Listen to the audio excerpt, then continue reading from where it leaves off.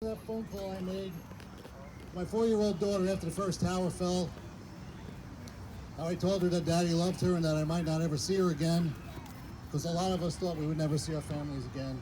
Many of us didn't. But we had a job to do that day and beyond. We had to rescue, we had to recover, we had to mourn. We had a job to do. We stuck together, we stood side by side, and we did it. We did it for New York City, we did it for our country. When President Bush climbed on that pile and put his arm around that firefighter, he put a very, very jittery nation at ease, and he helped settle down a very, very wounded city. We are a wounded city again, for different reasons now. The only way to bring our city back is to do exactly what we did after 9/11. We unite. We come together and we lead New York City back, neighborhood by neighborhood, block by block, street by street, borough by borough. We do it together. We do it as one. We do not let outsiders who have sacrificed nothing for this city divide us further. We unite in the memory of those lost on 9/11 and since then, because their sacrifices were the ultimate sacrifice, and we cannot let that be in vain. God bless those we lost, those we continue to lose. God bless all of you, our first responders. God bless New York City. God bless America, and please, never forget. Thank you.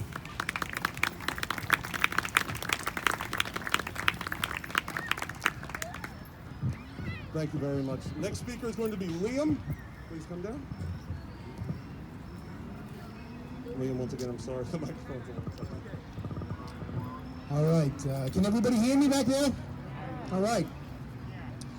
First of all, I want to thank Eric for inviting me and putting this on, E&J Boutique for putting this on.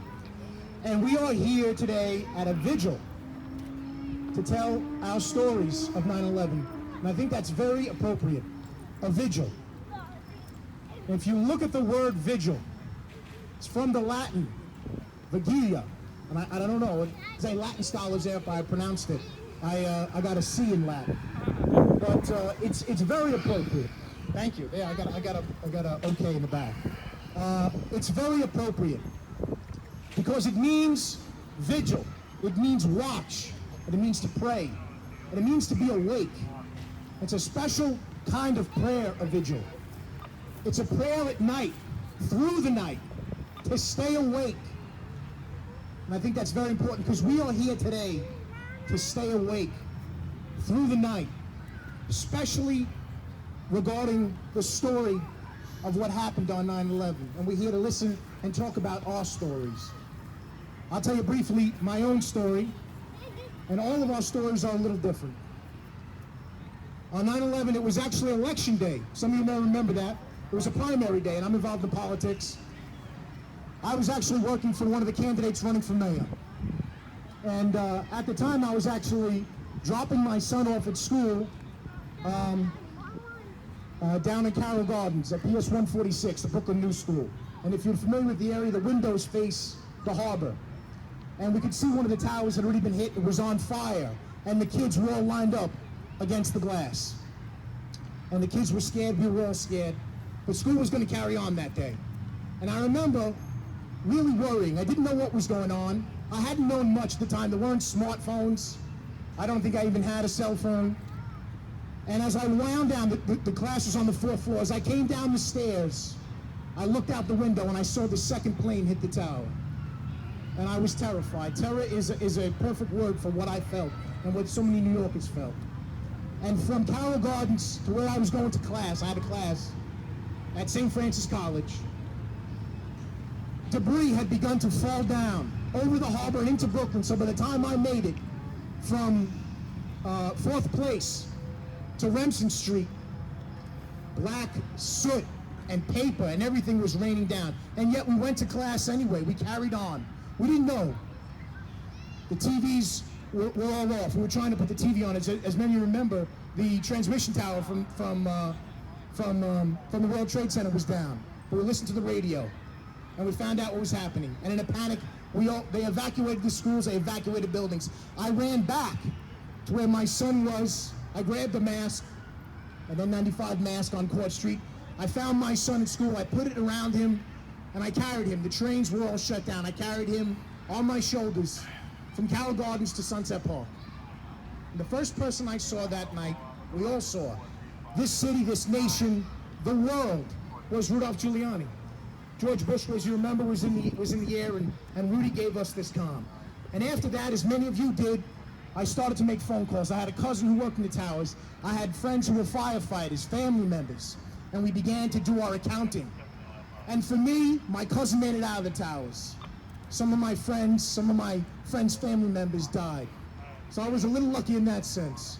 Some of you weren't that lucky. Some of you found out your husband died, your wife died, your child died. People from all across this city, of every race, of every creed and every culture. I just want to say one thing about stories. It's an important story. And they attacked that tower because of what it stood for. They told a story too. And I can tell a story. It can be a truth or it can be a lie. It can be fact or it can be fiction. The people that flew planes into those towers believed in lies. They told a story. They had a narrative. It was wrong. It wasn't based in truth. And it's very important we are here today. We're here today, and E&J put this on because something else about our story was going to happen. There is another way to kill a story. One is to tell lies. The other way to kill a story is to stop telling it, to allow it to not be told anymore. And that was what is happening when those lights were not going to shine. We are here today not only for a normal 9/11 vigil. We are here particularly because they were going to shut down the lights. And they did not. And because of your work and the work of all the patriots across this city, those lights shine tonight. Give yourselves a round of applause, all of you.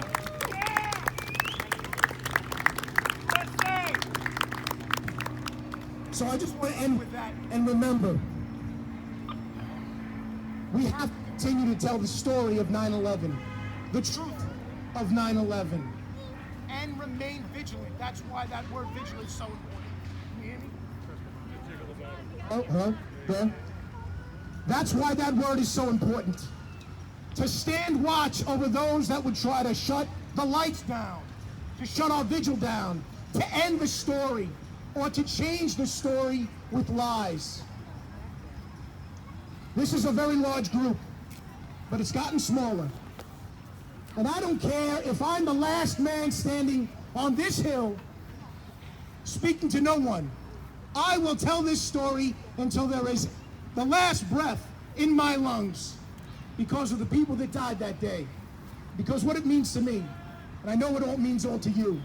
So join me in telling your story, remembering their story. God bless America, and God bless all of you. Thank you. I'd like to take a quick minute to acknowledge Michael Tanusis from the Kolomali Autocracy's office is here, running for Assembly. Very nice. Thank you for joining us. We appreciate it. Mr. Vito Bruno, you are the next speaker, my friend. Feel free to come up. Oh, it's okay. Thank you. Okay, thank you very much. Well, thank you all for having me. Thank you, the Harrison family, Glenn, Sarah, and the Brooklyn Tea Party, and the Dyker Civics Association for organizing this great event tonight. Tonight we're here to commemorate the sacrifices and perseverance that never forget one of the most despicable attacks our nation has ever seen, the attack on September 11, 2001. We're here to honor the memories of the almost 3,000 heroes, and the number keeps climbing. Just keep that in mind. Of those who were taken from us, because America is the land of freedom and opportunity. And because some evil and sick people with so much hatred in their heart thought that they could bring down our country. They thought America. Here we go. We have a little mic issue here, I guess. They thought the Americans were weak people and would surrender to terror and run for their lives and do anything the terrorists asked. That didn't happen. We honor the memories of nearly 3,000 Americans plus that made their families proud by not running and cowering in fear. Oops. Sorry, guys. By cowering in fear, by hunting down the terrorists and bringing them to justice. This changed us forever. We all have stories from that day. I got some good ones. But we will never, ever forget 9/11. But now is not the time for vengeance. Now is not the time for blaming people and causing division. We must all come together and find common ground, no matter what our political ideology is. We must find a better way to support each other and to unify our neighborhoods and community by honoring all those that lost their lives at 9/11. By saying you love our country and standing for our flag or our national anthem does not identify you as a Democrat, a Republican, a liberal, or a conservative.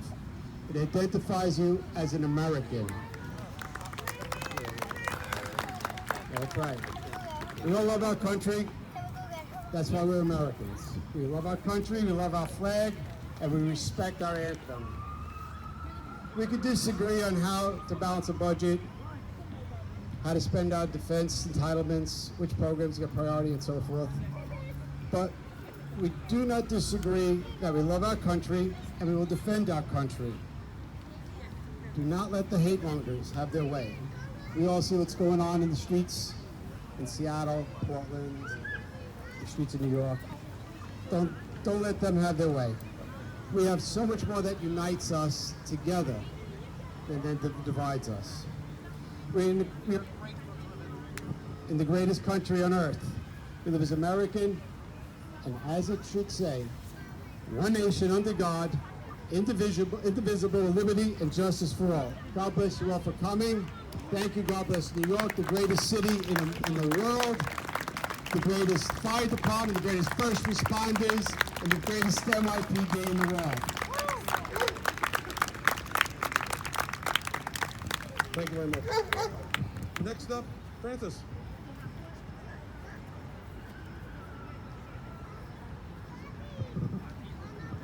Thank you, Eric. Thank E&J Boutique for putting this on tonight. It's so important that we stand here together tonight as a community. Dyker Heights Civic Association is proud to co-sponsor this event tonight, and I hope that we continue to do this every year, because we must never, ever forget. Dyker Heights, like many communities in this city, suffered a great loss. It's so apropos that we stand across the street from St. Ephraim's Church. And the reason why I say that is because there's a memorial there at St. Ephraim's Church for those that were lost from that parish. If you have time after this vigil, go by there on the Bay Ridge Parkway side and take a look at that beautiful memorial. Those were all friends and neighbors.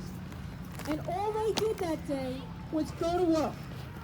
They went to work, never thinking they wouldn't return.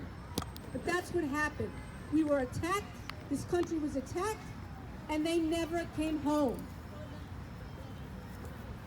Our brave first responders, they ran into the building when everyone else was running out, they ran in, never thinking about their life.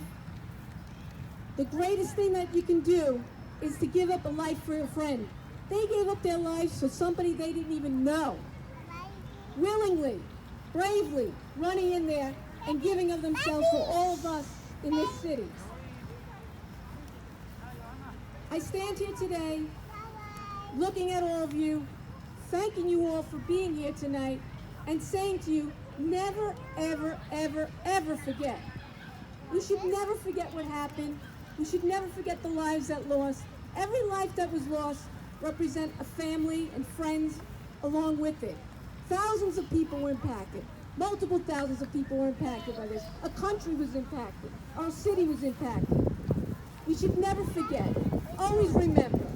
Always, always remember the lives that were lost and always remember that we must never forget that day in history. Thank you. God bless you all.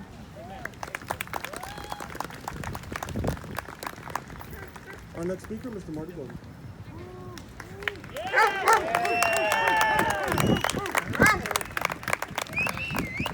Thank you, E&J Boutique, for putting this on. Dyke Civic, thank you. Glenn, Brooklyn Tea Party, thank you very much for putting this together. Thank you all for coming out. And most of all, thank you, our fire department and our New York City Police Department. Castle on the Hill, thank you for being here today. They lost 343 members of the fire department that day that ran into that building.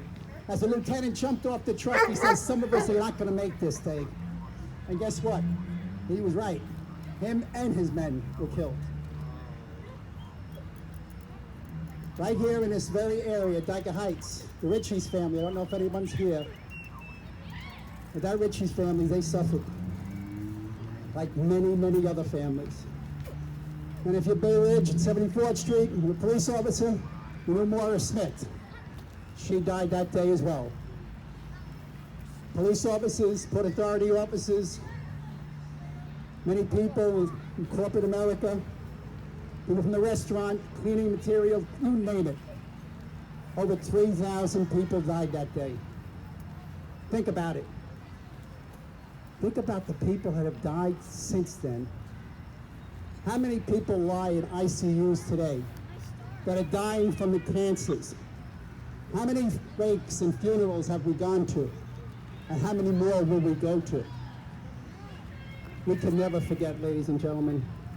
And this community didn't forget. This community formed the Congo line in Bay Ridge, and they sent men and trucks and construction teams going in there and hoping to find people alive. Unfortunately, we did not. We started the very next day sending food along with those construction teams to feed our police and fire that were on those lines trying to look and trying to find somebody alive.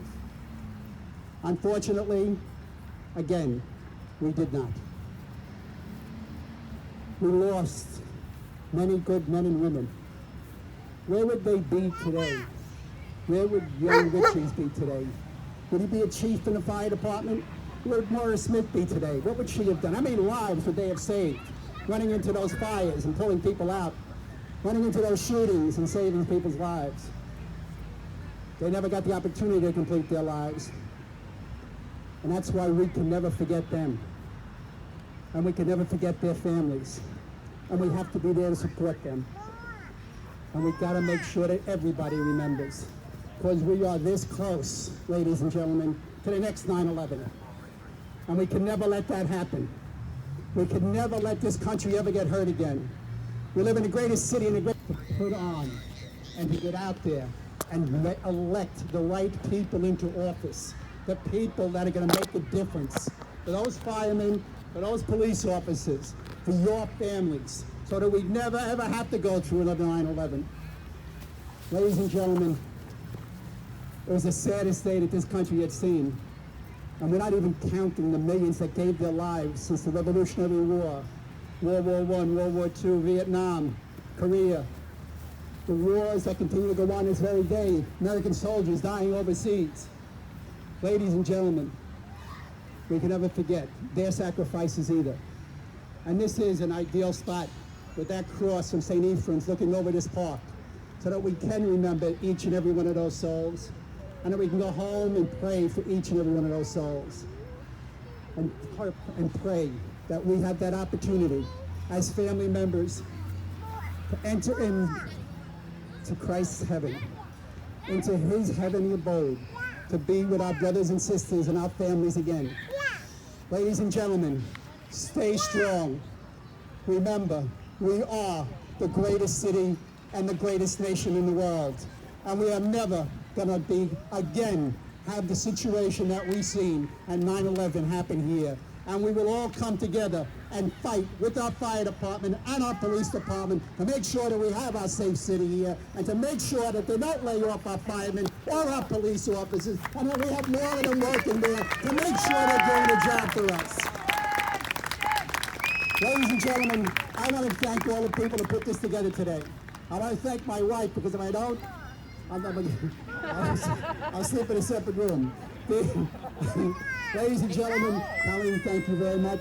Thank you, all of you, for being here today, and thank you for never forgetting. And hopefully, we'll see some of you down at 9/11 on that day, and our prayers will continue for each and every member that perished that day, and each and every member that continues to perish these very days.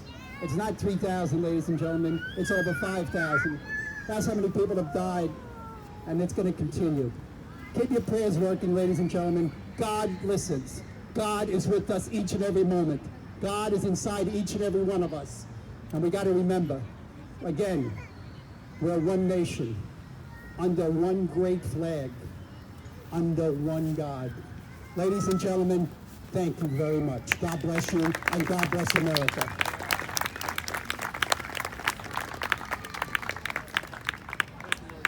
Thank you, Marty. Our final speaker, Ms. Nicole Maliataki.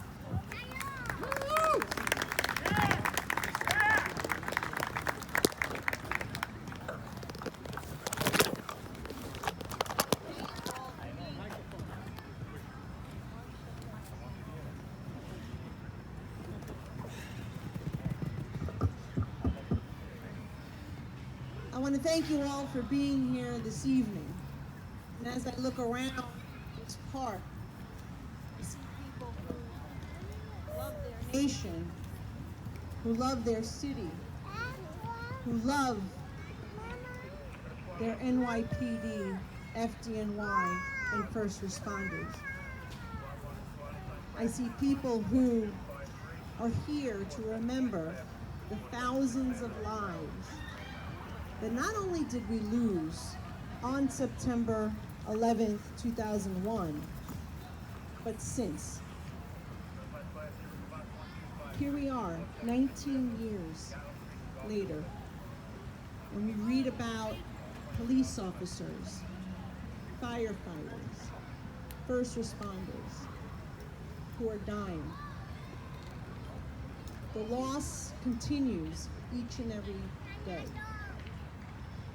And it is up to us to remind the rest of our nation the sacrifice of that day, but to teach the next generation who were not alive on 9/11/2001 the significance of what occurred that day. And that everything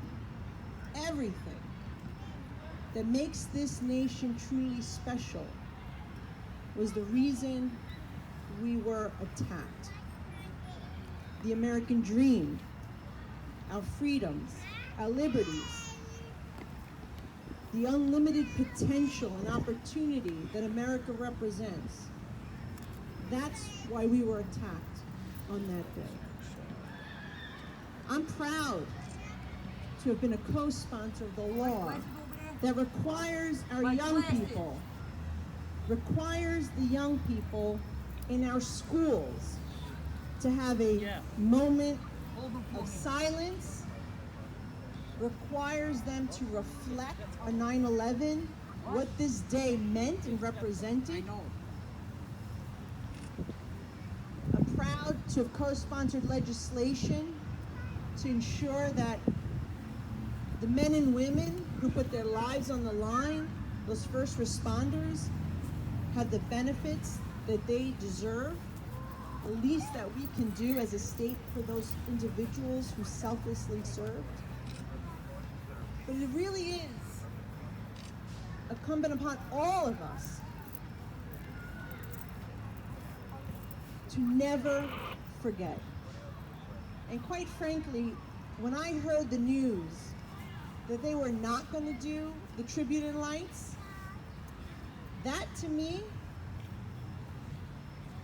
was saying that this city may have forgotten.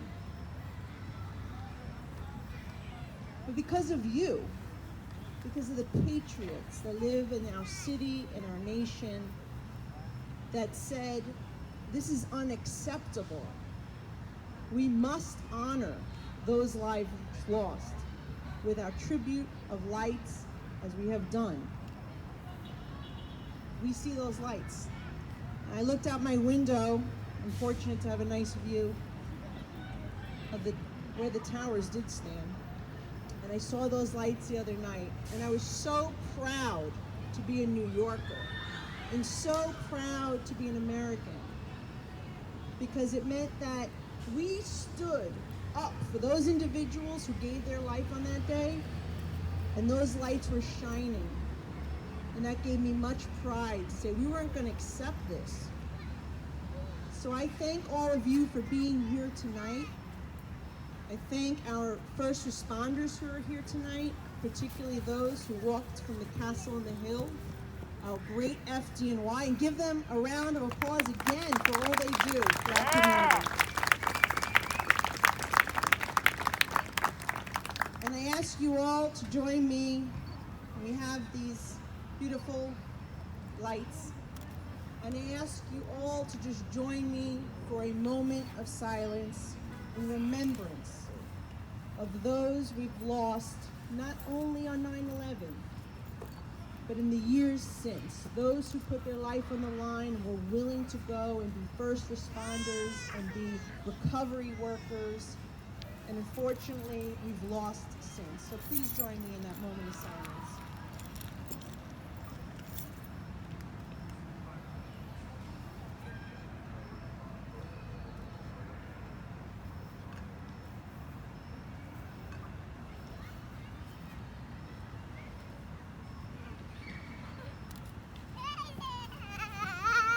God bless New York City. God bless our FDNY, our NYPD, our Port Authority Police, our MTA Police, our EMT, EMS, all our first responders. God bless America. Thank you very much.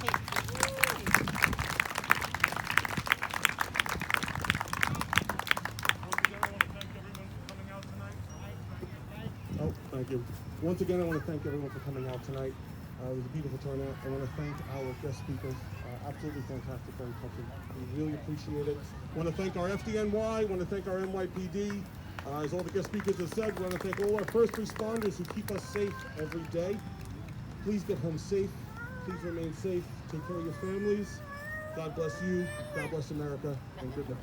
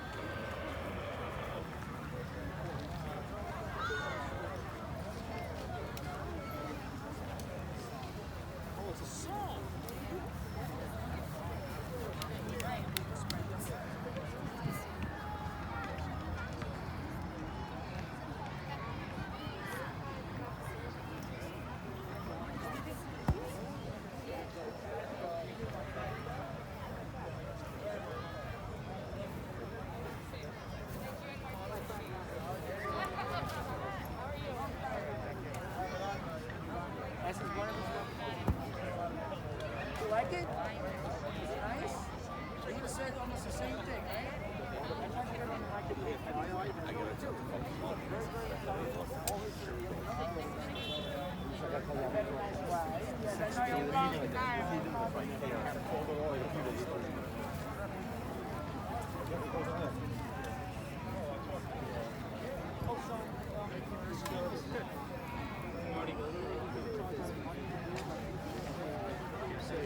Stay safe.